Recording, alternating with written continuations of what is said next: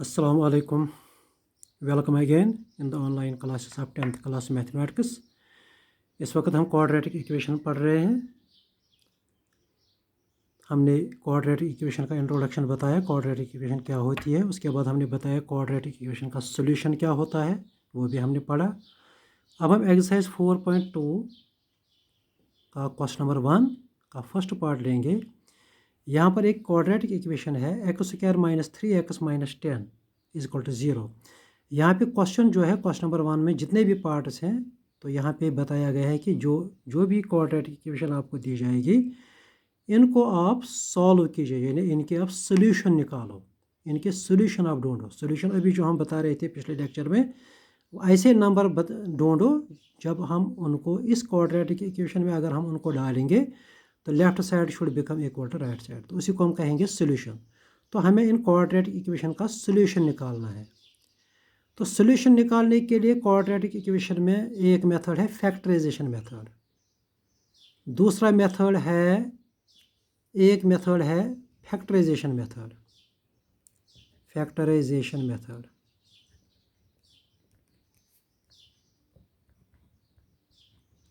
दूसरा मेथड है completing square, उसको बोलते हैं कंप्लीटिंग स्क्वायर। तीसरा मेथड है quadratic formula. Quadratic formula apply करना या इस्तेमाल करना। तो ये 3 मेथड्स हैं क्वाड्रेटिक इक्वेशन को सॉल्व करने के लिए, सॉल्यूशन निकालने के लिए। तो फिलहाल जो हमारा क्वेश्चन है एक्सरसाइज 4.1 का पहला क्वेश्चन जो है, इसमें हमें फैक्टराइजेशन मेथड अप्लाई करना है। उस मेथड से हमें इस क्वाड्रेटिक इक्वेशन का सॉल्यूशन निकालना है। देखिए फैक्टराइजेशन मेथड में कुछ स्टेप्स हैं, 1-2 स्टेप्स हैं। उन 1-2 स्टेप्स को अप्लाई करके हम इस क्वाड्रेटिक इक्वेशन का सॉल्यूशन निकालते हैं। सबसे पहले हम क्या करते हैं, स्टेप नंबर 1, हमें इस क्वाड्रेटिक इक्वेशन में जो ए है, ए और लास्ट में जो सी है, इनका हमें प्रोडक्ट देखना है। इनका प्रोडक्ट क्या है, ए और सी का। स्टेप नंबर 1, ए और सी का प्रोडक्ट। तो प्रोडक्ट अगर आप देखोगे क्या है प्रोडक्ट, फिलहाल ये रफली हम लिखेंगे यहाँ पे। प्रोडक्ट है 1 × 10, अगर फिलहाल साइन को छोड़ेंगे खाली 10, 1 × 10 क्या होता है 10, तो ये प्रोडक्ट 10 है। ये पहला स्टेप है फैक्टराइजेशन मेथड में। पहले आप इन ए और सी का आप प्रोडक्ट देखिए, तो वो 10 है। अब आप क्या कीजिए, 10 के आप फैक्टर ढूंढिए। 10 के फैक्टर क्या होते हैं, 10 के फैक्टर बन सकते हैं 1 × 10। दूसरा फैक्टर दूसरे तरीके से बन सकता है 2 × 5। तीसरे तरीके से बन सकता है 5 × 2, वो तो यही 2 होंगे, और 10 × 1। तो यही 4 फैक्टर बन सकते हैं, 1 × 10 या 2 × 5। अब हमें क्या करना है, सबसे पहले 1 × 10 को मल्टीप्लाई करना है, वहाँ से आपको 10 निकला। अब इस 10 के फैक्टर देखो, 10 को आप किस तरह से फैक्टराइज कर सकते हो, 1 × 10 या 2 × 5। अब इस दो इन पेयरों में से, एक तो ये पेयर है और दूसरा ये पेयर है 2 और 5। इन दो पेयरों में से आप वो पेयर सिलेक्ट कीजिए जिनका सम या डिफरेंस ये बीच वाली टर्म है, यानी कि 3। 10 और 1 का सम कितना होता है 11, वो तो 3 नहीं है। अगर हम 10 और 1 को सेपरेट करेंगे वो कितना होता है 9, वो भी तो ये 3 नहीं है। लेकिन अगर ये 5 और 2 आप लोगे, 5 - 2 कितना होता है 3, तो हम इन्हीं दो को सिलेक्ट करेंगे। तो यहाँ पे देखिए स्टेप नंबर 2 क्या है, आपको क्या करना है, आप पहली टर्म ऐसे ही लिखिए, बीच में ये माइनस आप ऐसे लिखिए, 3 की जगह आप ब्रैकेट में लिखिए ये 5 और 2, 5 - 2, उसके बाद लिखो x, और लास्ट टर्म आप ऐसे ही रखिए। इसे हम क्या कहते हैं, इसे हम कहते हैं स्प्लिटिंग मिडल टर्म।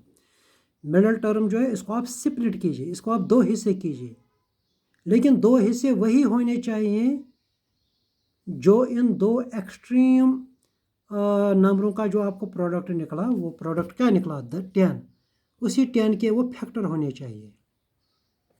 वही 2 फैक्टर आप यहाँ पे इस मिडल टर्म के 2 पार्ट्स बनाइए, मिडल टर्म के 2 हिस्से कीजिए, तो इन शॉर्ट में कहूँगा कि अगर हम इनको सब्ट्रैक्ट करेंगे तो वो 3 निकलेगा, अगर हम इनको मल्टीप्लाई करेंगे तो वो वही होना चाहिए जो आपका ए और सी का प्रोडक्ट था। तो ये दूसरा स्टेप है कि आप मिडल टर्म को स्प्लिट कीजिए। इसके बाद आप क्या कीजिए, इसके बाद सिंपल है, खाली ये वाला स्टेप ज़्यादा इंपॉर्टेंट है। इसके बाद सिंपल है कि आप एक्स स्क्वायर अपनी जगह रखो, यहाँ -5 और एक्स मल्टीप्लाई करो, -5 into x, minus minus plus, ये बन जाएगा 2 और एक्स भी इसके साथ जोड़िए, ये बन जाएगा 2x -10 = 0। इसके बाद क्या कीजिए, इसके बाद एक और स्टेप कीजिए। अब ये बन गई 1 2 3 4। पहली दो टर्मों में से देखो कॉमन क्या है, कॉमन वो चीज़ जो यहाँ पे भी है, यहाँ एक्स स्क्वायर होता है x इंटू एक्स, ये है 5 इंटू एक्स, तो x और x कॉमन है, वो आप इस तरह से कॉमन निकालिए। x इंटू यहाँ पे लिखिए x, क्योंकि x इंटू एक्स होता है x स्क्वायर, माइनस यहाँ से आपने ये x बाहर निकाला तो यहाँ पे खाली लिखिए 5। अब यहाँ पे लास्ट दो टर्में जो है इनमें भी देखो कॉमन क्या है, ये है 2 इंटू एक्स 10, आप समझिए ये 2 इंटू 5 है, तो 2 और 2 यहाँ से आप कॉमन निकालो ऐसे, 2 इंटू यहाँ पे लिखो x -5, 2 5 = 10 = रखो 0। अब इसके बाद क्या करो, इसके बाद यहाँ पर ये x -5 और x -5 जो है, इन दो को आप कॉमन निकालो, कॉमन मतलब दो में से एक आप लिखो, इंटू अंदर बाकी क्या बचेगा, ये x बचेगा और ये 2x + 2 = 0। इसके बाद क्या कीजिए, ये एक फैक्टर जो है इसको 0 के बराबर रखिए, बीच में लिखो और x + 2 0। यहाँ पे एक मैथमेटिक्स का उसूल है कि जब दो चीज़ों का प्रोडक्ट 0 होता है तो हम कहते हैं कि या तो ये 0 होना चाहिए या ये 0, क्योंकि ये तभी मुमकिन है जब दो चीज़ों का प्रोडक्ट 0 होगा, दो में से एक 0 के बराबर होना चाहिए। तो on this basis we say that x -5 will be 0 और x + 2 विल बी 0।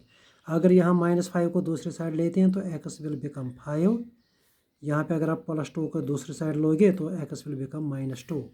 तो यहाँ पे जो ये दो नंबर जो बनते हैं x = 5 और x = 2, इनको हम कहेंगे these are the solutions of the given equation। आपको जो इक्वेशन दी गई थी ना, x² - 3x - 10 = 0, ये दो नंबर उस इक्वेशन के सोल्यूशन निकल गए। देखिए सोल्यूशन में जो हमने डेफिनेशन बताई थी, अब आप यहाँ चेक कर सकते हो कि अगर आप इस क्वाड्रेटिक में x की जगह 5 डालोगे तो आप देखोगे कि left side will become equal to right side. इसी तरह अगर आप x की जगह -2 इसमें डालोगे ना, तो you will see that x left side will become equal to right side. तो इस तरह से हम वेरीफाई कर सकते हैं कि ये दो नंबर जो हैं ये इस क्वाड्रेटिक के सोल्यूशन हैं। चलिए हम फॉर्मेलिटी के लिए यहाँ, चूँकि क्वेश्चन में ये नहीं पूछा गया है, लेकिन फिर भी हम यहाँ पे इसको सीखने की कोशिश करेंगे। वेरिफिकेशन ये हमें एग्ज़ाम में तभी करना होता है अगर आपको ये क्वेश्चन में ये पूछा गया होगा कि पहले आप सोल्यूशन निकालो उसके बाद वेरीफाई करो, फिर आपको ये वेरिफिकेशन भी करनी है। अगर खाली सोल्यूशन निकालना है तब खाली यहाँ तक करना है।